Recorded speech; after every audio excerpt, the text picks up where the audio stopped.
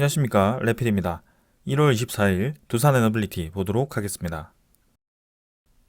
증시 먼저 보겠습니다.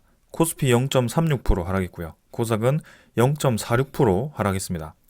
양증시 이제 모두 하락을 했고요. 코스피는 2400 중반 수준에서 계속 유지 중입니다. 코스닥도 830포인트로 진행 중입니다. 외국인 투자자는 700억 정도 코스피 매수했고요. 기관 투자자 970억 매도하였습니다. 오늘은 크게 매수 매도 없이 진행되었습니다. 코스닥도 외국인 투자자 1,400억 매도, 기관 투자자 700억 매도하면서 양 매도가 진행이 되었고 크게 눈에 띄는 매도는 없었습니다. 자, 우리나라 증시 쉽사리 지금 반등을 하지 못하고 있습니다. 올라가는 듯 하면서도 좀 눌러지면서 크게 지금 하락분에 대해서 반등을 많이 못하고 진행 중입니다. 이게 이제 우리나라 증시가 좀 굉장히 좀 약해 보이고요. 나스닥이라든지 다우, 니케이는 꾸준히 좀 반등을 하고 있습니다. 오늘 상위 종합도 금리에 대한 정책으로 인해서 또 이렇게 마지막에 반등을 하면서 진행되었고요. 좀 코스피가 계속 디스카운트가 되어가고 있다는 것이 좀 보여집니다. 그래서 최근에 있는 그런 인플레이션에 대한 우려감, 고금리에 대한 이 정책이 오래 진행될수록 우리나라에 대해서 좀 이 부정적으로 바라보는 시각들이 많은 것 같습니다. 그래서 부동산도 그렇고 이제 가계 부채가 높은 편이기 때문에 그런 부채가 어떻게 또 내관이 터져서 또 큰 일이 벌어질지 아무도 알 수 없기 때문에 일단 최근에 좀 그런 움직임들이 보이고 있습니다. 그러고 우리 2차 전지 관련 테마들이 좀 차갑게 식기 시작했죠. 그래서 그런 테마들이 한번 적자에 대한 충격으로 인해서 좀 쭉쭉 떨어지고 있는데 그런 영향도 좀 어느 정도 있다라고 보여집니다. 자, 하지만 투자 수급을 보면 외국인 투자자는 크게 매도 없이 꾸준히 좀 매수를 하고 있는 상황인데요. 기관 투자자도 오늘 별 매도 없었습니다. 그래서 오히려 이제 지수는 약하긴 하지만 누군가는 계속 이렇게 또 야금야금 저점 매수를 이어가고 있기 때문에 이대로 계속 떨어진다라고 보기는 어려울 것 같고요. 적절한 수준에서 다시 좀 반등을 할 거라고 생각을 하고 있습니다. 코스닥도 마찬가지 지금 0.46% 정도 하락했고요. 마찬가지로 이렇게 바닥 라인 형성하면서 반등 준비를 하고 있습니다. 하지만 코스닥이 2차 전지라고 하면 조금 더 영향이 크기 때문에 거기에 대한 이 추가적인 좀 이 조정이 있다면 하락을 할 수도 있겠죠. 자, 둘 다 코스피 코스닥 비슷한 상황이기 때문에 천천히 한번 보겠습니다. 그리고 기관 투자자, 외국인 투자자는 지금 코스닥 이틀 정도 양매도 진행했고요. 외국인 투자자는 코스피를 매수하고 있지만 코스닥은 좀 매도를 하면서 좀 이렇게 상반된 움직임을 보이고 있습니다. 환율 시장은 5원 정도, 5.5원 정도 하락했고요. 11,334원으로 진행이 되었습니다.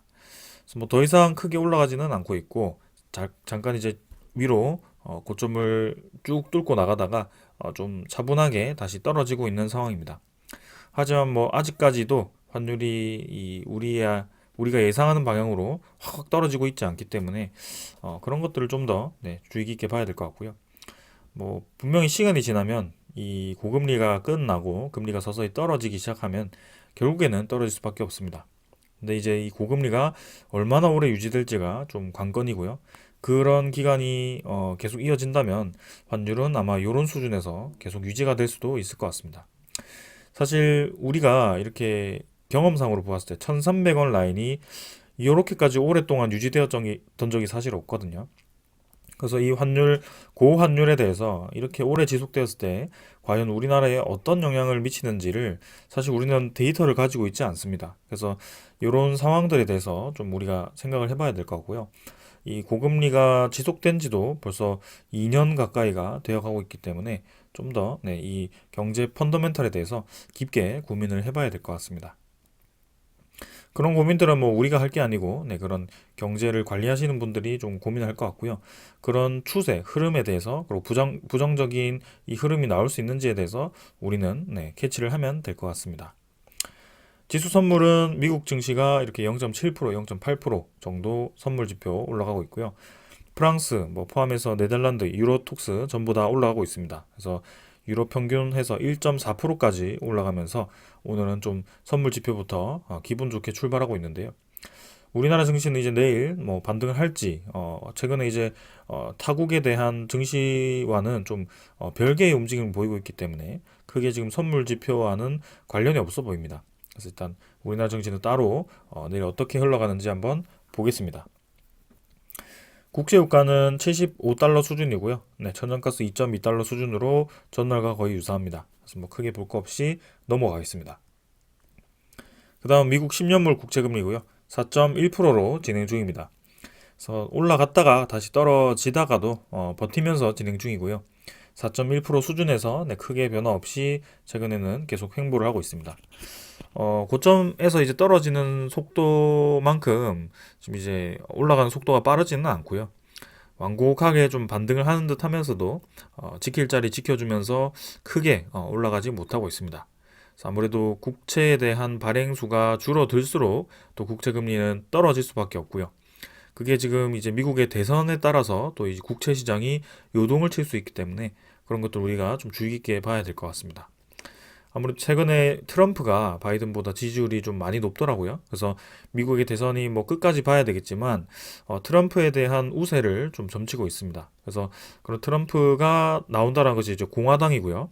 그런 이 국제적인 예산안을 다 줄일 가능성이 높습니다. 예산을 줄인다는 것은 국채에 대한 발행을 줄인다는 것이고요. 그만큼 국채에 대한 가격이 반등을 할 수 있다는 뜻입니다.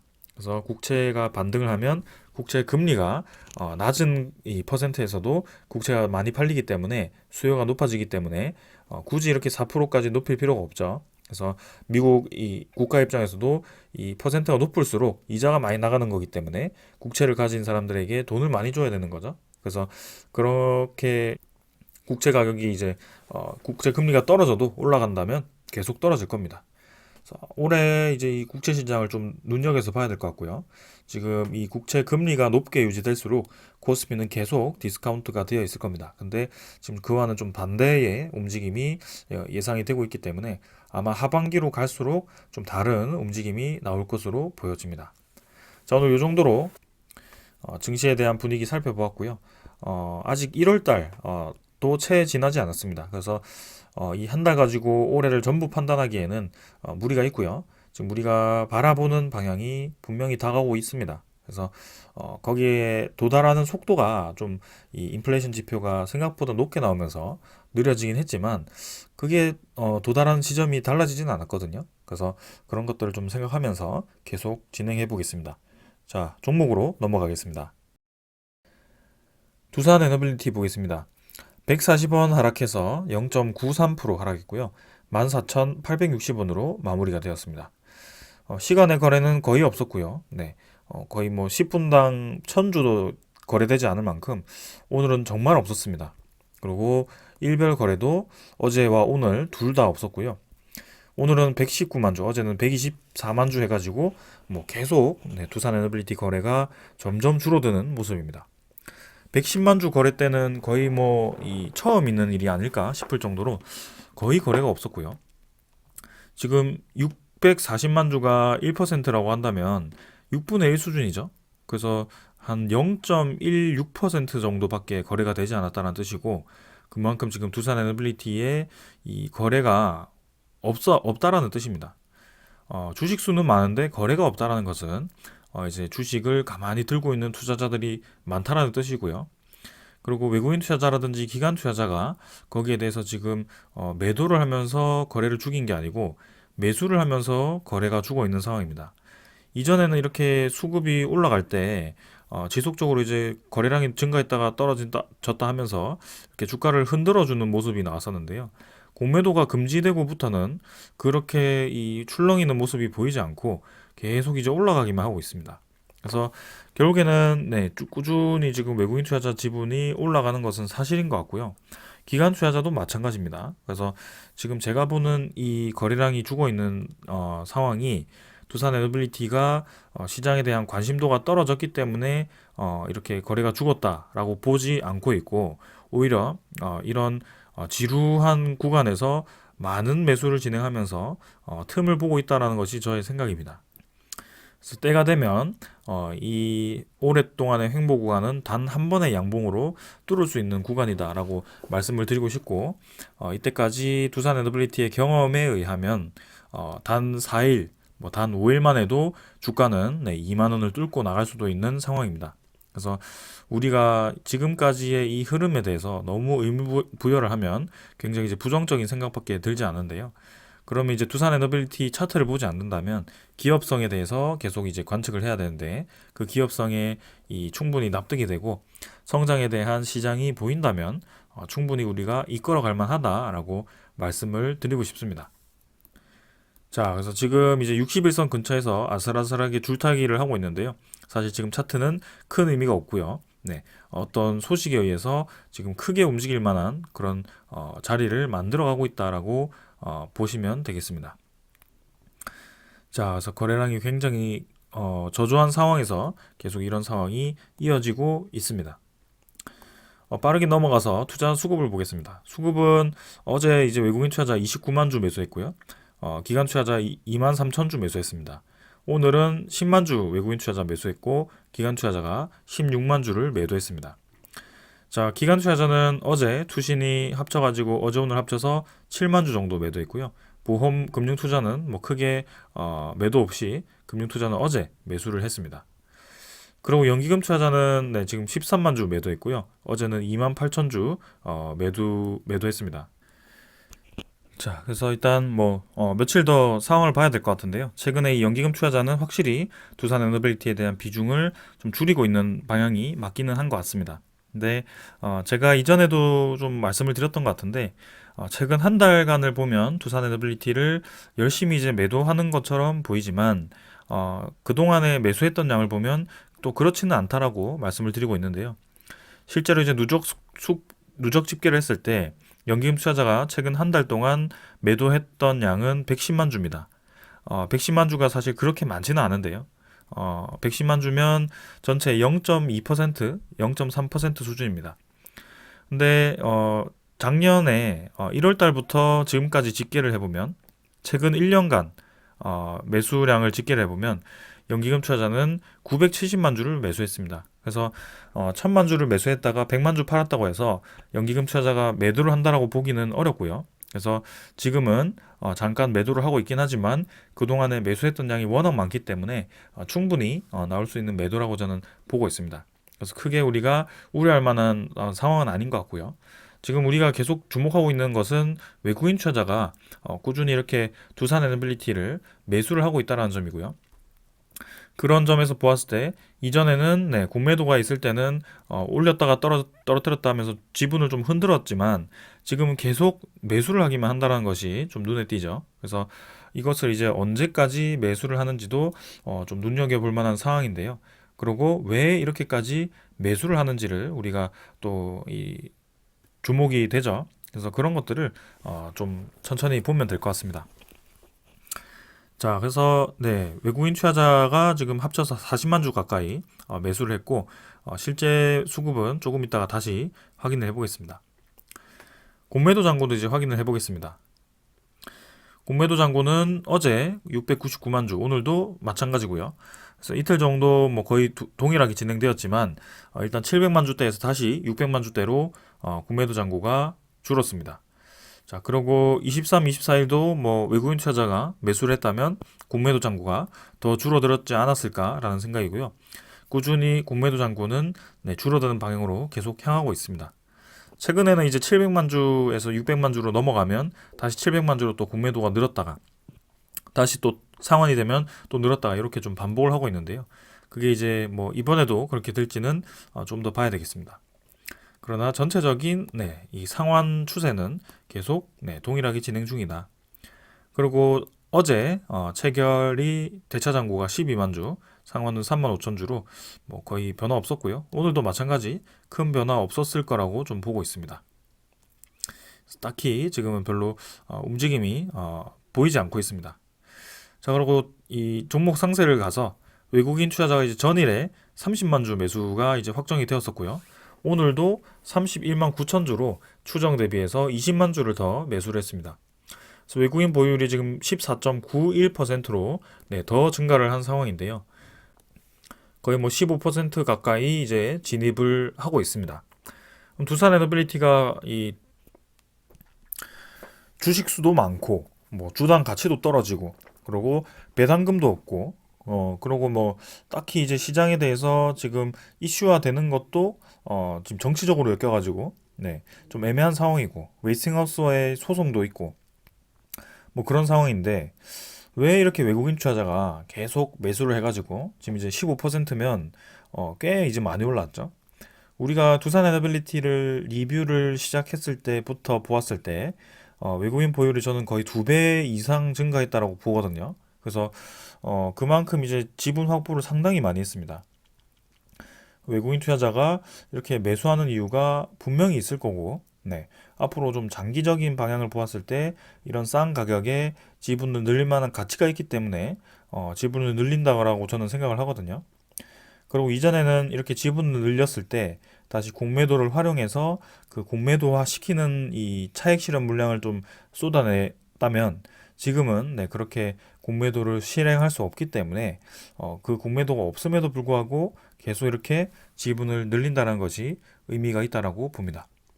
그래서 우리가 뭐 이랬든 저랬든 뭐 확실하게 요 이유 때문에 외국인 투자자 지분이 늘어나고 있다라고 확신을 할 수는 없지만 전체적으로 봤을 때 분위기가 나쁘진 않다라는 것은 확실히 알 수 있죠.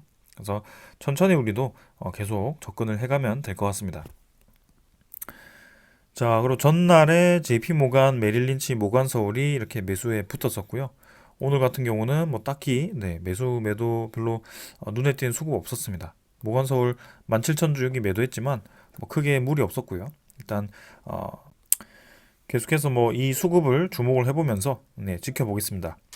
모건 서울을 네, 제가 집중하고 있는 이유는 공매도의 대량 보유자로 두산 에너빌리티의 이 대량 보유자로 신고가 되어 있죠. 지난 23년 9월부터 해가지고 대량 보유자로 지금 아직까지도 유지가 되고 있는데요. 아마 공매도 잔고의 지금 700만 주 중에 상당 부분을 모건서울이 가지고 있을 겁니다. 공매도 대량 보유자로 신고가 되기 위해서는 전체 주식수의 0.5% 이상의 물량을 공매도로 가지고 있을 때 대량 보유자로 신고가 되는데요.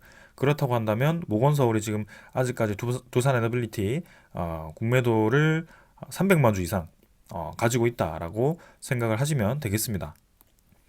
상당히 많은 물량이죠. 700만 주 중에 300만 주면 거의 절반 수준을 모건 스탠리가 지금 들고 있는데 그걸 뭐 어떻게 활용할지 어떻게 상환을 할지 그런 것들을 좀 주목을 계속 해보겠습니다. 자, 기술적인 부분들은 뭐 더 설명할 건 없는 것 같고요. 빠르게 넘어가도록 하겠습니다. 자, 이제 오늘 전해드릴 소식들 네, 말씀드리겠습니다. 어제 제가 전해드리지 못한 소식들도 있고 오늘 것까지 해서 좀 합쳐서 말씀을 드리려고 합니다. 자, 일단 제일 먼저 말씀드릴 것은 지금 두산 에너빌리티에 대한 회계 위반 이슈가 이 작년에 있었죠. 그래서 회계 위반을 했냐 안 했냐에 대해서 굉장히 이제 말이 많았습니다. 기준이 굉장히 애매했고요. 두산 에너빌리티 입장에서는 어쩔 수 없는 상황이기도 했고 지금 이 손실이 확정되지 않았음에도 그 손실을 반영을 해야 된다는 것이 굉장히 불합리하고 근데 이제 금융감독원에서 보았을 때는 사실 뭐 예측이라도 실제로 할 수 있었던 상황이고 어느 정도 윤곽이 그려진 상황 속에 왜 굳이 반영을 안 하고 그리고 그때 이 정부의 지원을 받는 상황 속에 그런 것들을 영향을 주기 위해서 좀 의도적으로 네, 그렇게 회계를 누락시킨 것이 아닌가라는 의문점을 가지고 있죠. 그래서 그 두 개가 이제 굉장히 대립을 하다가 그 금융위원회였나요? 네, 거기서 이제 감리를 했습니다. 근데 감리 결과 한쪽이 100% 맞다라고 결론이 난 게 아니고 요거는 굉장히 모호하다. 두산 쪽도 이해가 되고 금융감독원 쪽도 일부 이해가 된다. 이렇게 이제 결론이 나서 그 금융위원회에 있는 그 감사원들이 네, 그런 의견을 달아서 이제 증권선물위원회로 보냈습니다. 근데 이제 그 증권선물위원회에서 이제 최종 결론이 나는데 그게 네, 어제 기준으로 이제 내일 증선이 논의가 이루어진다라는 기사가 하나 나왔었고요. 이번 주 내로 아마 소식이 나올 거다라는 예측이 있었습니다. 그래서 뭐 좀 이슈가 될지 안 될지는 사실 봐야 되겠지만 사실 제가 보았을 때는 크게 문제가 될 것 같지는 않고요. 이제 만약에 양쪽 다 그런 뭐 의견이 상충이 된다면 과징금으로 좀 마무리가 될 가능성이 높아 보입니다. 근데 과징금의 규모가 이제 중요할 텐데 지금까지 가장 많았던 과징금이 44억 수준이었다고 합니다. 근데 지금 이제 금융감독원에서는 두산 에너빌리티의 과징금을 좀 높게 잡아서 보내긴 했지만 그게 뭐이 고지고대로 다 반영되는 것이 아니기 때문에 일단 뭐 끝까지 한번 봐야 될 것 같습니다. 근데 아마 두산 에너빌리티 입장에서는 과징금을 피하기는 좀 어렵지 않을까 싶고요. 그 과징금의 규모에 대해서 좀 이제 봐야 되겠지만 사실 뭐 아무리 커봤자 좀 100억 미만이 아닐까 싶은 생각입니다. 그래서 기업에 중대한 영향을 줄 만큼의 손실은 아니기 때문에 큰 문제 없이 넘어갈 것으로 예상됩니다. 이게 만약에 정말 문제가 되었고, 두산 에너빌리티의 아킬레스건으로 계속 이제 그런 문제가 삼아지고 예상이 된다면, 외국인 투자자는 저렇게 매수할 수 없습니다. 계속 이제 지분을 줄여 나가겠죠. 리스크를 가지고 있는 기업을 투자를 할 수 없잖아요. 근데 이렇게 계속 매수를 한다는 것은 별로 저런 이슈가 중요하지 않다라고 네, 보는 것 같습니다. 우리도 마찬가지고요. 네, 그래서 요거는 그냥 발표 나는 대로 과징금이 얼마인지만 좀 확인을 하면 될 것 같습니다. 자, 그 다음은 이 한국소련 원자력에서 이제 폴란드와 체코를 순방해서 왔죠. 그래서 사장이 이제 직접 가서 좀 협의를 하고 온 것 같습니다. 근데 이제 체코 원전에 대한 소식은 있었는데 폴란드 소식이 없었거든요. 근데 폴란드 소식이 이번에 들려왔습니다.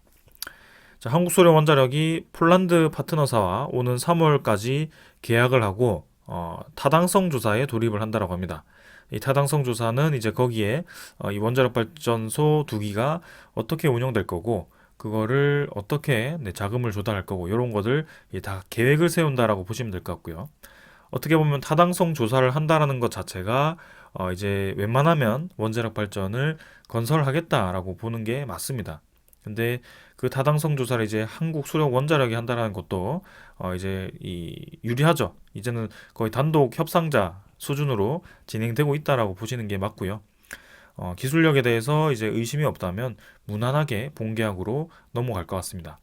근데 타당성 조사가 이제 최대 18개월까지 걸린다라고 하니까 18개월이면 1년 6개월이죠. 그래서 타당성 조사가 마무리가 되는 시점이 아마도 내년 하반기가 될 가능성이 높아 보이고요.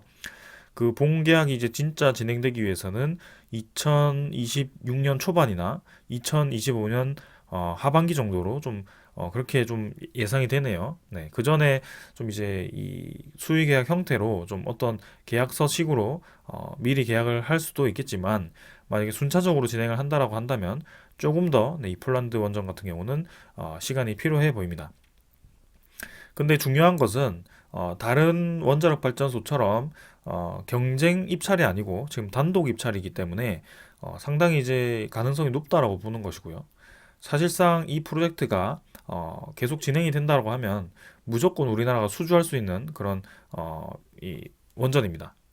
그래서 웨스팅하우스는 1400메가와트급을 소송을 걸어서 이 수출을 못하게 막으려고 하고 있지만 아직 미국 이 법원에서 그 웨스팅하우스가 항소한 부분에 대해서 어떤 판결을 내리지 않았고요. 그리고 만약에 이제 이 소송이 이 판결이 만약에 우리 수출을 금지하는 것으로 판결이 나면 우리나라에서 또 항소를 하겠죠. 그래서 그런 과정이 몇 년 동안 계속 이어질 겁니다.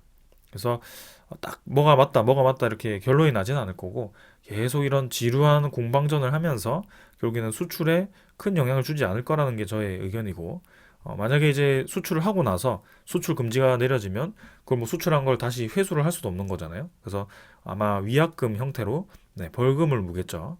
근데 그게 그 대상이 두산 에너빌리티가 아니고 한국소련 원자력 혹은 한국전력이 될 거기 때문에 우리가 투자하는 기업인 두산 에너빌리티는 사실상 큰 문제가 없다라고 보시는 게 좋겠습니다. 그래서 폴란드 원전이라든지 체코 원전은 좀 가능성이 높기 때문에 올해 좀 주목을 해서 보겠습니다. 그래서 타당성 조사를 하면서 이제 바로 특수목적 법인을 설립을 하게 됩니다. 그래서 이 목적 법인을 설립해서 이제 본격적으로 준비한다는 것 자체가 거의 이제 수주를 했다라고 인식을 하는 거기 때문에 상당히 주목이 됩니다. 자, 그러고 한수원이 지금 뭐 체코, 폴란드뿐만이 아니고 카자흐스탄 원전도 준비를 하고 있고요. APR 1400에 대해서 총력전을 펼친다라고 합니다. 그래서 카자흐스탄도 지금 1400메가와트급을 건설하는 거기 때문에 벌써 이제 웨스팅하우스는 AP1000이기 때문에 카자흐스탄은 들어갈 수가 없습니다. 근데 카자흐스탄은 지금 러시아 쪽에 또 이제 이 기술을 사용할 수 있기 때문에 미국 입장에서는 우리나라 수출을 금지하면 이런 카자흐스탄과 같은 국가들이 계속해서 중국이나 러시아로 넘어갈 가능성이 높습니다. 그래서 우리나라에 대한 견제를 하면서도 수출을 막을 수는 없는 상황인데요. 그래서 저는 그 소송이 별로 의미가 없다라고 봅니다. 그래서 계속 웨스팅하우스가 기술적인 우위를 잡기 위해서 뭐 그런 이 협력 차원에서 좀 우위를 잡으면서 나중에 이제 로열티 금액을 좀 많이 받기 위해서 좀 그런 노력들을 하고 있는데 좀 이 피 터지는 싸움이 되고 있죠. 근데 겉면으로 보았을 때는 그렇지만 사실상 내면으로 들어가면 지금 이 시장은 미국과 이 한국이 협력을 할 수밖에 없는 상황으로 그 구도로 계속 이어지고 있기 때문에 천천히 한번 보겠습니다. 카자흐스탄 같은 경우는 아직 뭐 이 본격적인 입찰이 진행되거나 뭐 그런 게 아니기 때문에 좀 더 시간이 필요해 보이고요. 당장 우리가 주목할 만한 그런 원전 프로젝트는 아닙니다. 그래서 우리가 주목할 것은 체코, 그다음에 이 폴란드, 그리고 우리나라 11차 전력 수급 기본 계획의 신규 원전 건설 계획, 그리고 중동 쪽에 UAE라든지 사우디 쪽에서 또 깜짝 그런 이 소식들이 들려올지 그런 것들을 좀 기다리면 되겠습니다. 자, 그리고 이제 한국의 원전 계획뿐만이 아니고 지금 영국 정부도 사이즈웰 C에 이렇게 원전에 추가 자금을 13억 파운드 이제 제공을 한다라고 하고요. 불가리아도 코줄로두인가요? 여기 7호기 건설 참여 의향서를 요청했고요. 그리고 핀란드도 신규 대형 소형 원자로 건설 방안을 검토를 하고요. 우크라이나도 대규모 원전 건설 계획을 하고요. 슬로베니아도 마찬가지 신규 원전을 검토를 하면서 국민 투표를 제안을 했습니다. 그래서 여기 아르메니아도 있고요. 여기 보시면은 유럽의 많은 국가들이 원자력 발전에 대해서 관심을 가지고 있고 그래서 새로 검토를 하거나 기존에 검토하던 것을 계속 이어서 검토하는 국가들이 많아지고 있습니다. 그래서 세계적인 추세가 원자력을 줄이고 탈핵으로 가는 것이 아니라 원자력을 늘리면서도 신재생을 같이 늘려서 탈탄소를 빠르게 하자라는 것이 세계적인 추세인데요. 우리나라는 이상하게도 계속 이제 양쪽이 좀 극단적으로 대립을 하면서 상당히 좀 안 좋은 인식들이 많죠. 근데 결국에는 효율적인 에너지원은 골고루 섞어서 사용을 해야 되고 그런 효율적인 방안을 계속 찾아 나가야 될 것이다. 그리고 효율이 떨어지는 에너지원을 완전히 배척하기보다는 계속 이제 기술력을 키워서 효율적으로 만들어야 되고요. 위험성이 있는 기술들도 위험성을 계속 줄이려고 노력을 해 나가야겠죠. 그래서 지금 우리나라처럼 뭐는 맞고 뭐는 틀리고가 아니고 에너지는 결국에는 효율적으로 활용이 되어야 됩니다. 자, 그런 면에서 두산 에너빌리티가 원자력에 힘을 주는 것처럼 보이지만 사실상 두산 지오 솔루션을 설립을 하면서 신재생에너지와 수소에너지를 힘을 많이 주고 있습니다. 그래서 지금 이 사진을 보면 상당히 이제 앞으로의 사업에 대해서 굉장히 이제 힘을 실어줄 것 같은 분석이 나왔고요. 두산 에너빌리티가 이제 신재생에너지 등 4대 신사업에서 2023에서 2026년을 연평균 5조 3천억 원의 수주를 목표로 세웠다라고 합니다. 근데 요거는 뭐 2023은 사실 신재생에너지에 대한 수주가 크게 없었거든요. 그래서 2024도 좀 사실 목표 달성을 하기에는 지금 이제 해상풍력이 좀 중국 업체로 지금 많이 넘어갔습니다. 그래서 두산 에너빌리티가 포함된 지금 한림 해상풍력이 아직 그게 승인이 되지 않아가지고 진행을 못 하고 있는데 그게 뭐 올해 추가적인 해상풍력에 대한 입찰을 했을 때 통과가 되는지 그런 것들을 좀 봐야 될 것 같습니다. 아무튼 그것보다도 가장 이제 주목이 되는 것은 수소 에너지이기도 하고요. 그리고 가스 터빈을 개발해서 LNG 발전 운영하는 그런 쪽도 기대가 됩니다. 그래서 그 5조 3천억 정도를 나눠보면 가스터빈이 1조 8천억, 수소가 6천억, 신재생에너지가 2조 1천억, 소형 모듈 원자로가 8천억 정도 이렇게 수주를 예상을 하고 있습니다. 소형 모듈 원자로 8천억은 뉴스케일 파워 기준으로 462메가와트급 원자로, 기자재 다 포함하면 한 7천억, 8천억 정도 될 것 같고요. 가스터빈 같은 경우는 대형 가스터빈 프로젝트를 맡으면 3천억 정도 기자재가 들어갑니다. 그래서 그런 프로젝트가 5개 정도 들어가면 이렇게 1조 8천억 정도가 예상이 되고요. 아마 용인 반도체 단지의 LNG 터빈 3기가와트급을 형성을 하면 상당히 많은 수주를 예상을 하고 있습니다. 그리고 이제 수소 에너지는 6천억 정도로 두산 퓨얼셀의 이 예상인 것 같고요. 그리고 신재생 에너지는 2조 1천억으로 대부분이 아마 해상풍력의 터빈, 그 다음에 EPC 관리, 서비스 이런 쪽으로 이렇게 진행이 될 것 같습니다. 자, 그래서 합쳐가지고 5조 3천억 어떻게 달성할 수 있을지 일단 저렇게 꾸준히 5조 3천억이 매년 나와준다면 여기에 원자력 발전까지 추가한다면 두산 에너빌리티는 계속 꾸준히 연평균 수주량이 뭐 10조 이상으로 갈 수도 있고요. 그러면 전망이 굉장히 좋죠. 그래서 사실 올해도 수주가 거의 8조 이상 이미 찍혔다라고 하니까 나중에 이제 2분기, 1분기, 4분기 실적 보고서가 나왔을 때 뭐 자세하게 한번 분석을 해보겠습니다. 우리가 바라보고 있는 기업은 계속 성장을 하고 있는 것은 사실인 것 같고요. 거기에 대해서 전체적인 시장 상황도 긍정적으로 진행 중이기 때문에 확실히 저는 좋아 보입니다. 자, 그리고 우리가 또 주목을 해야 되는 이유 중에 하나가 미국의 대선입니다. 우리의 뭐 총선도 있지만 미국의 대선 정책에 따라서 이 에너지 시장이 급변동을 할 수도 있습니다. 우리나라 같은 경우는 누구는 이제 원자력을 늘려야 된다. 누구는 시대에 뒤떨어진 정책이다. 아리백을 위해서 그렇게 노력을 해야 된다. 이렇게 양립을 하고 있는 상황이죠. 근데 결론적으로 보면 바이든이 이제 친환경 에너지 쪽을 밀고 있고 트럼프는 원자력 발전, 그 다음에 화석 에너지, 그리고 그 LNG 에너지를 선호를 합니다. 그럼 트럼프 대통령이 되면 과연 아리백이 그때도 계속 언급이 될 것인가? 그게 이제 문제가 될 거고요. 그렇게 이제 우리가 순진하게 아리백을 믿고 우리가 달성하기 위해서 선두주자로 나서가지고 계속 이렇게 노력을 했는데 한순간에 물거품이 될 수도 있다는 것이 지금 미국의 대선으로 결론이 날 수도 있습니다. 미국 대통령이 아리백 이거 폐기하고 앞으로 기업은 석탄에너지 써도 되고 LNG 써도 된다. 원자력 발전소 돌려라. 이렇게 하면 애플이 그때도 아리백을 고집을 할 건가요? 네, 그렇지는 않을 겁니다. RE100이라는 것은 캠페인에 불과하고 지금의 암묵적인 탈탄소를 위한 약속입니다. 그게 의무화가 되고 반드시 이루어야 된다라는 것은 누구도 정하지 않았습니다. 그냥 애플이 아리백을 달성하지 못하면 제품을 구매하지 않겠다라는 압박을 넣어준 것이고 사실 그때 가서 뭐 삼성전자라든지 그런 반도체 기업들이 아리백을 실제로 달성하지 못해서 애플이 정말 그 반도체를 구매를 하지 않을까요? 그 많은 반도체를 다 저버리고 대체 이 기업을 찾을까요? 그리고 저는 그 큰 공장을 돌리는 기업들 중에 과연 아리백을 달성할 수 있는 기업이 몇 개가 될지도 의심이 됩니다.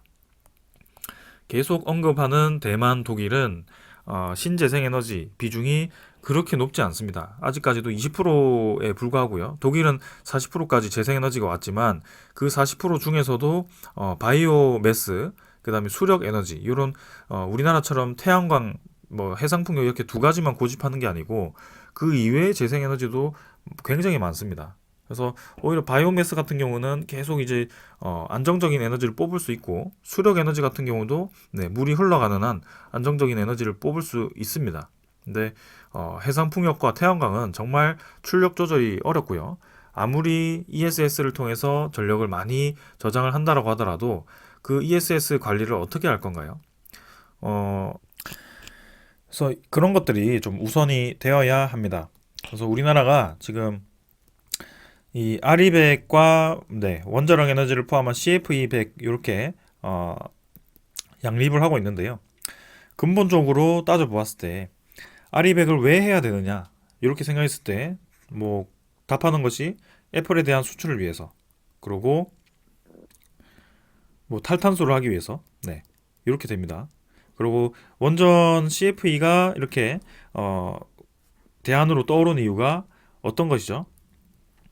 신재생에너지에 대한 출력에 대한 한계를 이미 경험했기 때문에 그런 전력의 공급에 대한 안정성을 높이기 위해서, 그리고 원전 에너지를 줄이고, 네, 그런 이 LNG 가스에 대한 비중을 높이니 그런 원자재 가격에 대한 가격 변동이 너무 심해져 가지고, 네, 전력 단가가 너무 높아졌다. 그래서 전력 단가를 낮추기 위해서 원전을 뭐 높이자, 이런 것이고요. 지금 그래서 이번에 원자력 발전에 대한 비중이 굉장히 높아졌죠. 네, 그래서 최대한 전력 단가를 낮추려고 하는 것입니다. 실제로 값이 싸거든요. 재생에너지보다 쌉니다. 근데 이제 또 그쪽 반대 세력에서는 원자력 에너지가 지금은 생산할 땐 싸지만 나중에 뭐 원자력 핵 폐기물을 보관하고 뭐 처리하는 데 있어서 비용을 다 합치면 결국엔 신재생 에너지가 싸다. 이렇게 또 얘기를 합니다. 근데 거기에 대한 이 함정이 뭐냐면 둘 다 실시간으로 이제 전력을 생산하는 단가를 비교했을 때는 당연히 네, 원자력 발전이 훨씬 쌉니다. 그래서 그런 이 탈탄소를 아니 그 핵폐기물을 처리하는 데 들어가는 비용은 사실 안정적으로 이 전력이 공급되면서 값싸게 전력 전기 공급이 되면서 단계적으로 이제 들어가는 나중에 되는 들어가는 비용인데요.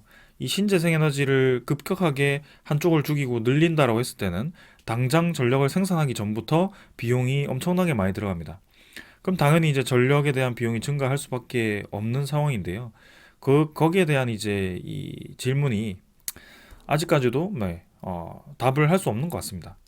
여기는 계속 나오는 것이 애플에 대한 수출을 위해서 그런 얘기만 하고 있으니 사실 논리적으로 납득이 안 되는 상황이죠. 그래서 R200이 과연 트럼프 대통령이 되었을 때도 나올 것인지 뭐 조금 있으면 알 것 같습니다. 그래서 트럼프가 지금 굉장히 우세하기 때문에 지금 우리나라도 순진하게 뭐 전 세계를 위해서, 뭐 전 인류를 위해서 우리가 이 뭐 봉사하는 차원에서 그렇게 앞서갈 필요는 없을 것 같습니다. 지금 미국도 네, 자국을 계속 우선시하는 대통령이 인기가 있는 만큼 우리나라도 우리나라를 우선시하는 그런 이 정책이 좀 필요해 보이고 그런 에너지 정책이 필요합니다. 네. 재생에너지는 우리나라를 우선시하는 에너지 정책이 저는 절대 아닌 것 같고요. 네.